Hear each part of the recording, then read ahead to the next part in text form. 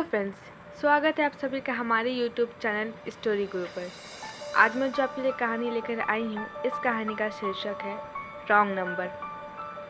वैसे तो मुझे ज़्यादा सुबह तक सोने की आदत नहीं है, लेकिन आज रात व्हाट्सएप फेसबुक के चक्कर में कुछ ज़्यादा ही देर तक जाग गया था, जिसके कारण आज सुबह टाइम से नींद नहीं खुल पाया। जब मैं सुबह बेड पर सो रहा था, तभी अचानक मेरे मोबाइल की रिंग बजी। रिंग की आवाज़ सुनकर मुझे बहुत गुस्सा आया, पर फिर मैं बेड से उठकर कॉल को रिसीव किया। मैंने बोला, हेलो, कब तक सो रहे हो? कॉल पर उधर से किसी लड़की की आवाज़ आई। मैंने सोचा कोई अपनी ही फैमिली की होगी, तो मैंने कह दिया, हाँ, अब तक सो रहा हूँ। तो इतना बोलने के बाद कॉल की दूसरी तरफ से मुझे डांटने की आवाज़ सुनाई देने लगी। तुम हॉस्टल में पढ़ने गए हो या दिन भर सोने आए हैं? अगर तुम इतना सोगे तो एग्ज़ाम कैसे क्लियर कर पाओगे? रुको, मैं अभी पापा को कॉल करके बताती हूँ कि आपका लाडला बेटा अभी तक सो रहा है। मैं तो इन बातों को खामोश होकर सुनता रहा। मुझे यहाँ नहीं समझ में आ रहा था कि मैं कब हॉस्टल पढ़ने गया और मुझे कौन सा एग्ज़ाम क्लियर करना है। खैर, अब तक मुझे पूरी बात समझ आ चुकी थी कि यह किसी रॉन्ग नंबर का कॉल है। मुझे चुप देखकर वह फिर बोली, इतने चुप क्यों हो? क्या हुआ? अब मुझसे भी रहा नहीं गया और मैंने साफ साफ कह दिया कि आपने रॉन्ग नंबर पर कॉल किया है। यह सुनकर वह सन्न रह गई। वह बोली, ओह सॉरी, मैंने अपने भाई के पास कॉल की थी। न्यू एंड्रॉयड फ़ोन रहने के कारण मेरे मोबाइल में भाई का नंबर सेव नहीं था, जिसके कारण गलत नंबर डायल हो गई है। मुझे माफ़ कर दो। मैंने कहा, ठीक है, कोई बात नहीं, लेकिन आपने तो मेरा दिन ही खराब कर दिया। बेवजह सुबह सुबह डांट दिया आपने। उसने माफ़ी मांगने के बाद कॉल डिस्कनेक्ट कर दी थी, लेकिन सच कहूँ, उसे बात करके बहुत अच्छा लग रहा था। उसका डांटना में भी गजब का अपनापन महसूस हो रहा था। इसके बाद मैंने सब ध्यान से हटाकर ऑफिस के लिए तैयार होने का निश्चय किया और उसके बाद 9:15 तक मैं ऑफिस में पहुंच गया। लेकिन आज ऑफिस में भी मन नहीं लग रहा था। कुछ सुना सुना सा महसूस हो रहा था। मुझे उससे दोबारा बात करने का दिल कर रहा था और ऑफिस में ज़्यादा काम नहीं होने के कारण बोरिंग भी महसूस हो रहा था। मैंने अपने पॉकेट से मोबाइल निकालकर उसी नंबर पर कॉल करने का सोचा, लेकिन मुझे कॉल करने की हिम्मत नहीं हो रही थी। पता नहीं वह मेरे बारे क्या सोचेगी, यह सोचकर मैं कॉल नहीं कर पा रहा था। मैं अपने मोबाइल को टेबल पर रखकर कुछ काम करने लगा। कुछ समय बाद मेरे फ़ोन की स्क्रीन की लाइट जली और एसएमएस आने की आवाज़ आई। वैसे मैं एसएमएस पर ध्यान नहीं देता हूँ, लेकिन यह एसएमएस उसी नंबर से थी जिस नंबर से सुबह कॉल आई थी। मैंने झट से मोबाइल को पटक दिया और पटक कर उठाकर देखा। ये क्या? उसने फिर सॉरी लिखकर भेजी है। अब मुझे भी उससे बात करने का अच्छा मौका मिल चुका था और मैंने भी उसे मैसेज का रिप्लाई कर दिया। फिर क्या, एसएमएस की बाढ़ आ गई और दिन भर एक दूसरे को एसएमएस भेजते रहे और हम दोनों अगले 4 दिन एसएमएस के द्वारा ही बात करते रहे। अब शाम फनी एसएमएस में गुजरता था और सुबह प्यार भरी लव एसएमएस से।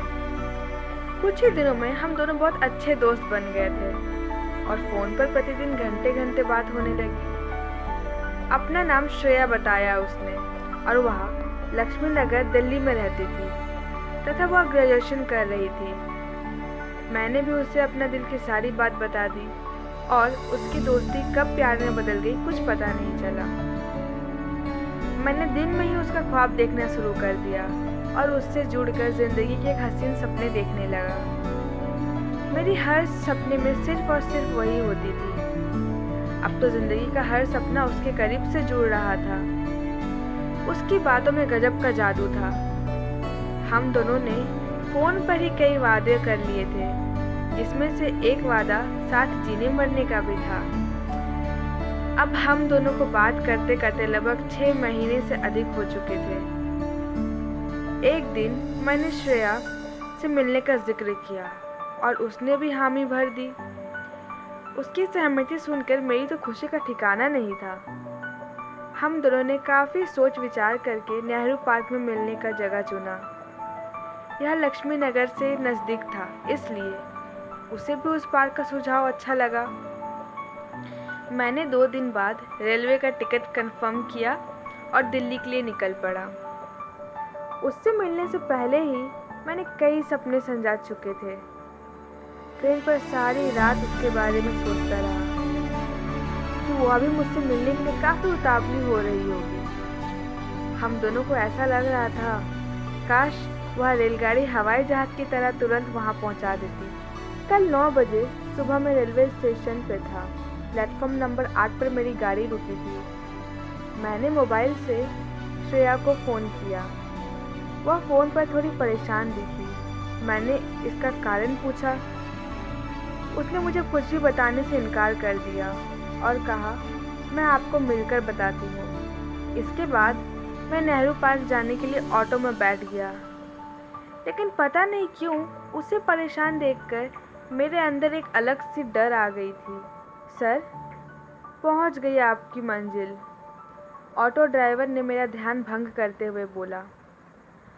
मैं उस जगह पर पहुंचकर उसके नंबर पर कॉल लगाया, लेकिन उसका नंबर स्विच ऑफ आने लगा।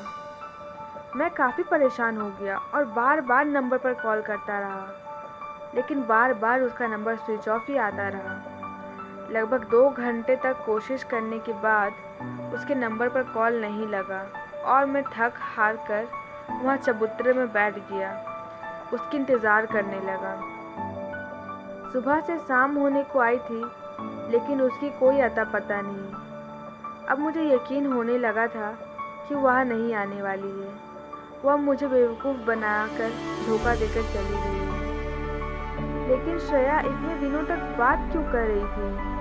कल तक उसने मुझसे बात किया और मुझे यकीन नहीं होता कि वह मुझे धोखा दे सकती है, क्योंकि जितना खुश मुझे श्रेया से मिलने को लेकर था, उतना ही खुश वो भी थी। आखिर क्या बात होगी जो वह मुझसे मिलने भी नहीं आई? यह प्रश्न मेरे दिल में हमेशा गूंज रहा था। उसने मुझसे इतने दिनों तक बात किया और आज ऐसा महसूस होने दिया कि वह मुझे धोखा दे रही है। अब तो इस हालत में मेरे दिमाग सही से काम नहीं कर रहा था। मैं वहाँ से वापस आने से पहले उसको ढूंढना चाहता था, पर मेरे दिमाग में किसी सहमति नहीं दे रही थी और मैं 2 दिन तक इंतज़ार करने के बाद पुनः घर वापस आ गया। घर आने के बाद सब कुछ बेगाना से महसूस होने लगा। उससे बात किए बिना मेरा दिन नहीं गुजर रहा था। इतना कुछ होने के बाद मैं वापस आने के बाद उसके कॉल का इंतज़ार कर रहा था। सोचता था शायद वह कॉल करे। आज मुझे दिल्ली से लौटे हुए 3 महीना हो चुका है, लेकिन अब तक उसका कॉल नहीं आया। एक रॉन्ग नंबर ने मेरी पूरी ज़िंदगी हिला कर रख दी। अब मैं कुछ दिनों से उसे भूलने की कोशिश कर रहा हूँ, लेकिन मेरे दिमाग में एक प्रश्न बार बार आता है। जब श्रेया अंतिम बार बात कर रही थी तो इतनी परेशान क्यों थी? क्या वह किसी मजबूरी के कारण नहीं आ पाई थी? अगर हाँ, तो वह मजबूरी क्या हो सकती है? खैर, जो भी हो, मैं उस रॉन्ग नंबर को ज़िंदगी का सबक नंबर बना लिया हूँ और ज़िंदगी को फिर से पटरी पर लाने की कोशिश कर रहा हूँ। अब मुझे समझ आ चुकी है, कोई रॉन्ग नंबर नहीं होता, इंसान के मकसद रॉन्ग होते हैं। तो दोस्तों, ये थी आज की हमारी कहानी। उम्मीद है आप लोगों को अच्छी लगी होगी। ऐसे ही लेटेस्ट स्टोरी अपडेट्स पाने के लिए इस कहानी को लाइक और शेयर ज़रूर करें और हमारी कहानी आपको कैसी लगी कमेंट सेक्शन में बताएं और हमारे चैनल को सब्सक्राइब कर बेल आइकन दबाना बिल्कुल ना भूलें।